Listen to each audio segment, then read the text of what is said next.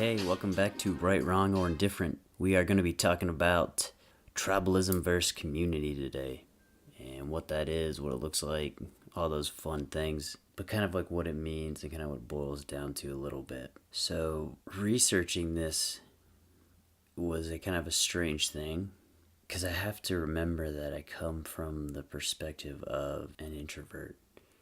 I definitely do have some extroverted qualities, and there's definitely have the desire and want to be in a community of people, and I understand what it means to be in a community and how everyone can benefit from that. Notice how I use the word community. I don't even use the word tribe. Is that good or bad, or what does that even mean for me? And that's kind of what I started boiling into this, is like, okay, well, if I look at something that's like a tribe and I consider it a bad thing, what does that mean? Because I can also think of examples of communities being bad, and I can also think of examples of tribes being bad and coming from good from both sides. So I started looking into it more to see what was the difference, and the answer wasn't what I expected it to be. I expected it to be nuanced but kind of objective, maybe, and it wasn't. It's not that at all. The conversation itself is dangerous. When tribes versus community, what does that mean? That, and right there inherently, it already divides us into groups depending on our ideology.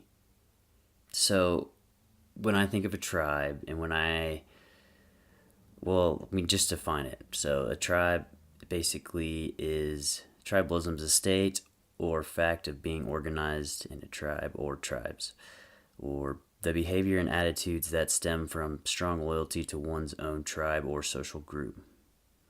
So, and community is a group of people with a particular characteristic in common, or a feeling of fellowship with others as a result of common attitudes, interests, and goals. So they are objectively defined, but it's kind of when you start falling into other traps, like when does a community actually become a tribe? So like you can talk about, okay, the Christian community, for example. Well, we know what the Renaissance were. That's not an inclusionary community. And that's really what I wanted to make the differences between the two, is a tribe is basically inherently exclusionary, and a community is an inherently inclusionary. So a tribe, because anything that's exclusionary, whether you like it or not, or whether I like it, or whether anyone likes it, obviously is just oppressive in nature already. So no matter what, there's already people who aren't allowed of this. And a community, by definition, seems to be more of an inclusionary organization. See, and then I really start to think about it, and I just see where these things start to fall off, where, any type of community, whether it be religious, or any community that you're in, fitness community or whatever, has the risk of being exclusionary. So other traits of a tribe can include being in like an echo chamber, as in, if you are within this group of people and you don't really try to grow beyond what is already accepted as the straight and narrow. Because if you're in a tribe, often insiders who stray from ideology are pushed away. So this can create almost an echo chamber effect of people who just only believe in a certain ideology, and that sounds like a risk of being in a tribe. So, and I think, okay, so what about that in a community is, naturally, I think the easiest example for me to fall in is religious communities, because I have the most experience with it, I would say. And I only really personally had inclusion in those communities, but I can definitely point to examples of exclusion. And so automatically that's something I know that's not a community anymore at that point, even though you consider yourself a community. So you can kind of see this strange thing I've been kind of struggling with on this topic, that it is just this circle of like what you believe something is and what something means to you, and how you view other people who either disagree with that view or think it's wrong. The irony of all of this is that I'm trying to create a community with this podcast, not within myself, but within you as well, and your friends. I want you to discuss these things with your friends, not arm you, but empower you with conversation, empower your life with other things than just Netflix. It's great to watch these things and to talk about these things, but there's other cool things we could bring up with their friends and talk about. And this is one of those things, because it's important that we reflect what we're doing in our own lives in regards to what's tribal and community. Because when I think of how to fix a lot of the problems of the world, I see a lot of these answers in community and, of course, self as well. Self is also important. So, boiling it down as much as I can, well, and theoretically, is it bad? So, okay, another question is it actually bad that exclusionary organizations or exclusionary tribes exist? Is it a bad thing? The answer really comes down to when this is a tribe, when you're actually looking at the tribe versus community approach to something in your own life, right? Like you're like, okay, am I in a tribe or am I in a community? There's two factors that you have to look at.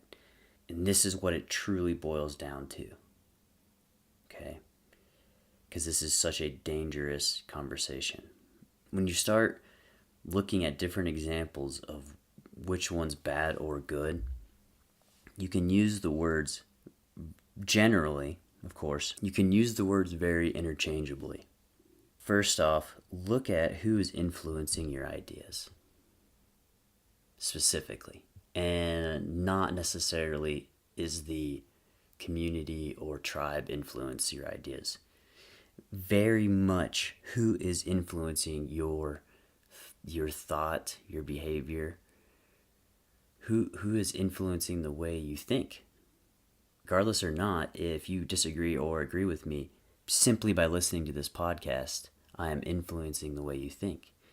And this goes with any community we're in or any tribe we're in. So even above that, though, we must look at ourselves, because on top of those ideas, we have to look at, is our community or the tribes that we're in, are they manifesting the goals that we want, not only for ourselves but for the world? Because the easiest way to change the world is to change the world you're in. So if you start associating with a community of people who are nice or the opposite, more hateful, that it's likely that you're going to start experiencing those things anyway. It's like, you are most like your 5 friends or the 5 people you hang out with the most. Is that an inclusive group or is that a exclusive group? You can't make exceptions to these types of rules when you're trying to grow as a person or be a good person, I guess, is probably the right way. Quote unquote good person, if you will, right? Because we do want to be inclusive and we want to bring everyone up. We don't want to be ripped off. We're horrified of being, isolated. We all want groups of people. We need community. Even me as an introvert, we crave these things. And so is it easier for us to fall into, is it easiest to sway from our own moral paths simply because we want to be in a community and it makes us feel better about ourselves? I don't know. Hey, that's a tough one. Life's hard for people, and it's hard for me, it's hard for everybody. It doesn't surprise me when people sacrifice certain personal values or morals or beliefs just to fit in with the community. How hard is it to sway someone's idea when it's 80 versus 1? It's hard to stand on your own. It's hard to stay out of the group mentality. There's even studies, showing the group mentality originating all the way down to bacteria. You can make, human group predictions based on how bacteria reacts. That's fascinating, especially considering how our guts are a lot of bacteria. Our gut flora is bacteria, and how that dictates, or they're finding out that dictates our mood. But that's a whole nother conversation for another day. So tell me what you think. Shoot me an email. Let me know, what are your thoughts on this? What are your thoughts on tribalism? What are your thoughts on community? What are your thoughts on someone who's influencing you that you're unaware of who's influencing you? Right. This is not a bad thing if someone is. We all have influencers in our life. We just need to make sure that we're being pushed in the right direction. So who's influencing your life, and what have you done to make changes in your own community? And discuss that with your friends, most importantly. Thanks again, guys, for listening. Hit me up at rightwronginfo@gmail.com.